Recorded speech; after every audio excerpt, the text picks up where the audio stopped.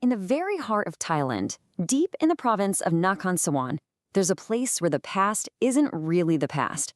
It's a place where you can feel history breathing around you, where the air itself seems to whisper a profound and timeless story. This is Wat Nong Pho, and it's more than just a temple. It's the home of a legend. So today, we're going to journey into the chronicle of one of Thailand's most revered monks. We're talking about a man whose life was so extraordinary, whose spirit was so powerful that people came to know him as a living deity. This is the incredible story of Luang Pho Derm. He was called the deity of the Four-River City. Now think about that title for a moment. What a powerful name. It speaks of a protector, a guardian for the entire region of Nakhon Sawan. But before the miracles, before the legend was ever forged in the hearts of millions, his story began somewhere much, much humbler. Way back in the Buddhist era year of 2404, a boy named Derm Phumanee was born. He wasn't born into royalty or wealth. He was a son of the soil, a child of simple rice farmers. Looking at him then, no one could have possibly imagined that this boy was destined to walk a path that would lead him from the mud of the field to the very heights of spiritual sainthood. But here's the thing you have to understand. This divine status, it wasn't some gift just handed to him by fate.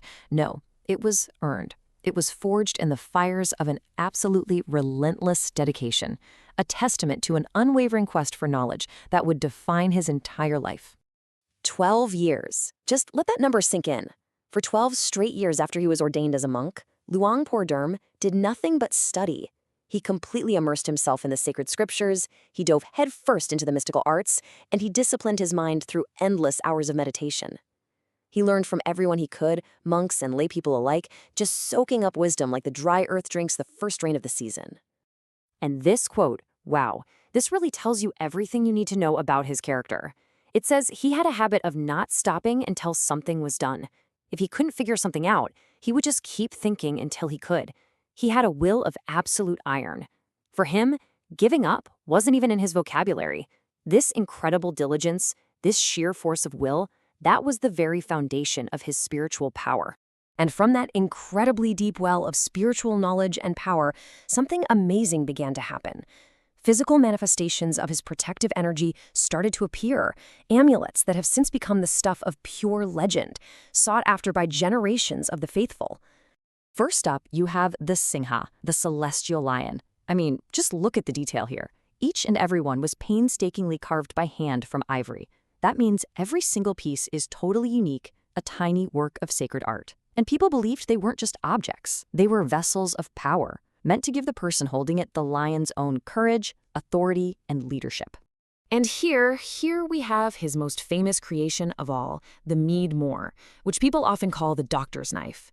Now, it's really important to understand this was never a weapon meant to cause harm. It was a spiritual tool, a shield forged to protect its owner from all the unseen dangers of the world, from dark magic, evil spirits, and even physical violence. The stories about the power of the Midmoor are endless, but there's one that stands above them all, the story of a merchant named Mr. Kaye. He was ambushed by 2 gunmen and shot at point-blank range, right in front of a dozen witnesses.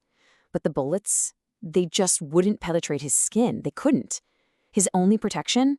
A single midmoor from Luang Pho Derm that he had tucked into his clothes. Incredible. But you know, if we only focus on the miracles and the supernatural power, we actually miss the true heart of his greatness. Luang Pho Derm's most profound legacy wasn't really built on magic.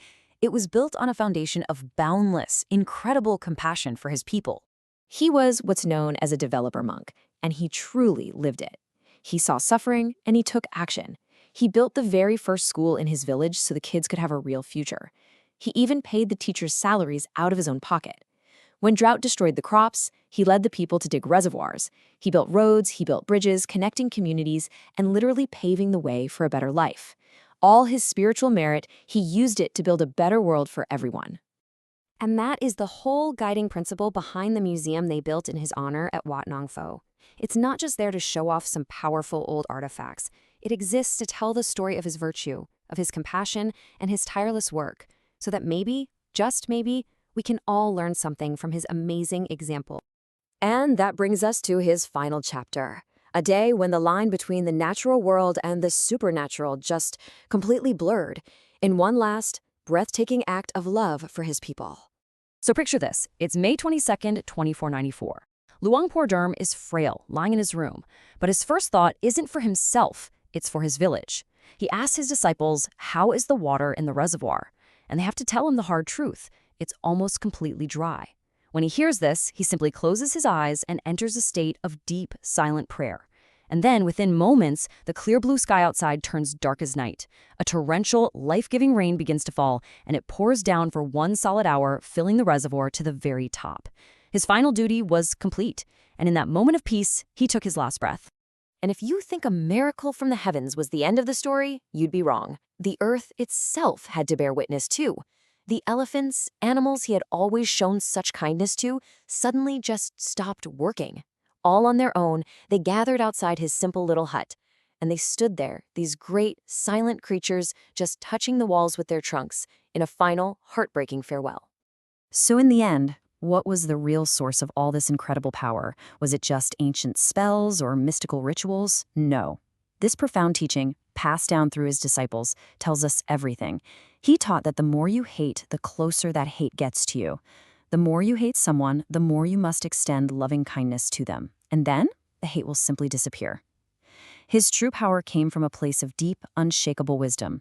He understood that the greatest force in the entire universe is metta. It's loving kindness. And it is this wisdom, even more than all the miracles, that makes the legend of Luang Pho Derm truly and forever immortal.